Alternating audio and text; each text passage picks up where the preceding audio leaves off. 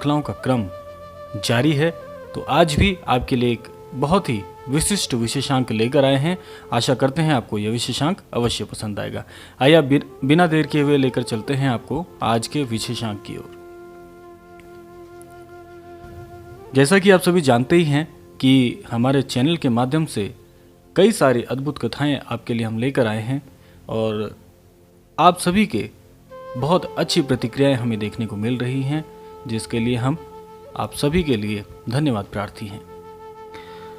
आज आपके लिए एक ऐसा विशिष्ट विशेषांक लेकर आए हैं जिसमें गुरुजी के द्वारा, महाराज जी के द्वारा कुछ ऐसे संतों का नाम उजागर किया गया है जिन्होंने अपने जीवन को सार्थक करते हुए एक नए उच्च आयाम को प्राप्त किया जो आज तक किसी के भी द्वारा अछूता है। ऐसे ही एक विशिष्ट महासंत हुए हैं इस धरा पर, जिनका नाम है श्री गौतम बुद्ध जी।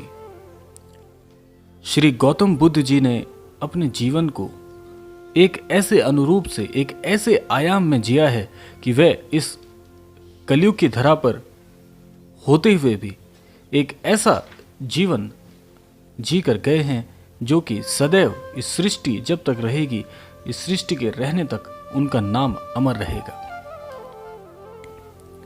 उन्होंने पूरे विश्व का भ्रमण तो किया ही है और जहां जहां भी उनके पावन पग पड़े हैं वहां पर वह धरा पवित्र हो गई है और वहां पर आज तक उनके अनुयायी उनके बताए गए मार्गों से होकर अपने जीवन को सार्थक करने का प्रयास कर रहे हैं।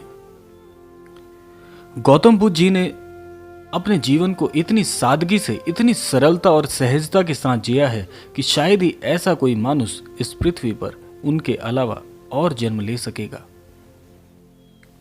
इसी के चलते यह तो उनके जीवन का एक बहुत ही सूक्ष्म सा परिचय मैंने आपको दिया है, लेकिन आज का जो विषय है, आज की जो विशिष्ट क्रमांक है, उससे आपको एक नई विधि सीखने को मिलेगी। हम बात करने जा रहे हैं ऐसी अद्भुत विधि के बारे में। यदि आप इसका प्रयोग करते हैं तो इसके प्रयोग से आप अपने जीवन में कई ऐसी अद्भुत चमत्कारिक शक्तियों को प्राप्त कर सकेंगे जो आपके जीवन को सरलता से जीने में तो सहायक होगी ही और आपके मन को भी निर्मल कर देगी।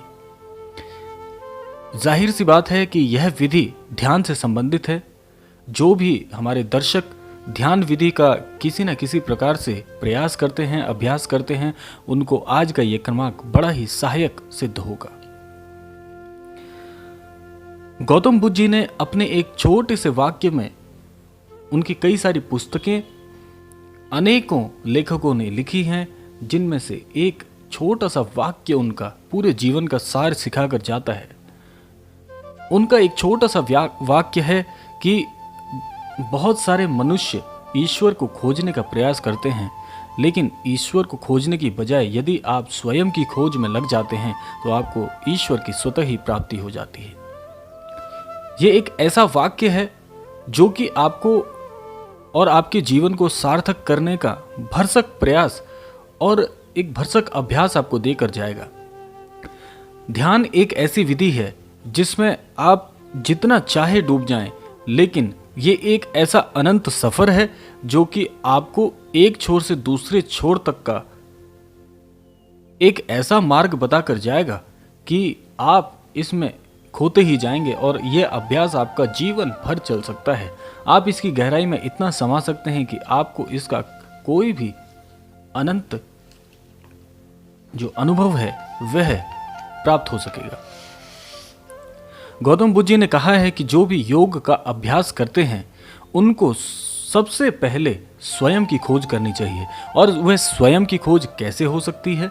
वह स्वयं की खोज ऐसे हो सकती है कि जब भी आप ध्यान का कोई भी मार्ग इस्तेमाल करें, क्योंकि ध्यान, मैं आपको एक ध्यान का एक छोटा सा परिचय बता दूं कि जो भी नए या अभ्यासित हमारे दर्शक हैं जो ध्यान विधि के कार्य करते हैं, उनको ध्यान का एक छोटा सा मैं एक ऐसा अभ्यास बता देता हूं कि यदि वह इस प्रकार से ध्यान करेंगे जैसा कि गौतम बुद्ध जी ने बताया है, वह आपके नए मार्ग प्रशस्त करने में सहायक होगा। जब आप ध्यान करते हैं तो आप उस ध्यान की विधि में किसी भी चीज पर ध्यान करने की बजाय यदि अपने अंतर मन की ओर ध्यान करते हैं, अंतर मन की ओर ध्यान करने के लिए क्या करना पड़ता है, आप एक एकांत स्थान पर बैठ जाइए जहाँ किसी भी प्रकार का कोई शोरगुल ना हो। एक शांत स्थान पर बैठकर आप अपनी जो अंतर वायु है उस पर ध्यान केंद्रित करते हुए अंतर मन की ओर पहुंच सकते हैं। अंतर मन का यहाँ पर अर्थ है कि आप सबसे पहले वायु पर ध्यान दीजिए, जो अंतर वायु, जो हमारा जो सरल सांस लेने का प्रयास है, आप उस अंतर वायु पर ध्यान दीजिए और धीरे धीरे करके आप अपने अंतर मन की ओर अपने को खोजने का प्रयास करिए। यही है जो अंतर मन की खोज है या स्वयं की खोज है। और जब आप अपने अंतर मन की ओर ध्यान केंद्रित कर देते हैं, जब कुछ समय आप व्यतीत करते हैं, उस समय आपको प्राप्त होता है कि आप स्वयं की खोज कर रहे हैं। और धीरे धीरे जब आप अपना ध्यान केंद्रित करते हुए इस पर अभ्यासित होते हैं तो आप पाते हैं कि आप धीरे धीरे अपने आप को ही खोजना प्रारंभ कर देते हैं। और इस अभ्यास को आप कितने भी बार किसी भी समय कर सकते हैं। इसके लिए कोई समय अवधि नहीं है, इसके लिए कोई समय निर्धारित नहीं है। जब भी आपका मन शांत स्थिति में होता है और आप ध्यान करने के लिए प्रयास करना चाहते हैं तो आप एकांत स्थान पर बैठकर इस विधि को कर सकते हैं। इसमें कोई चमत्कारिक विधि नहीं है, ध्यान का तरीका भी वही है।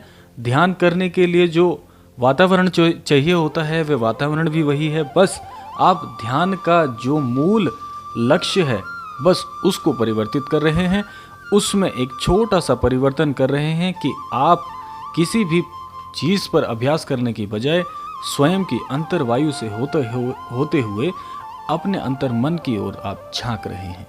बस आप अगर इस प्रकार से ध्यान करते हैं और जब आपको धीरे धीरे अभ्यासित होते हुए स्वयं का अनुभव होने लगता है तो आप ऐसी अद्भुत शक्तियों से परिपूर्ण होने लगते हैं जो कि आपने कभी सोचा भी नहीं था कि ऐसा भी कुछ इस संसार में, इस सृष्टि में होता है। और ये गौतम बुद्ध के अलावा और भी कई संतों ने इस बारे में अलग अलग विधि से समझाया है, लेकिन सभी का मार्ग अलग अलग हो सकता है, लेकिन सभी की जो मंजिल है, जो ईश्वर को प्राप्त करने की विधि है, वो सब एक ही है।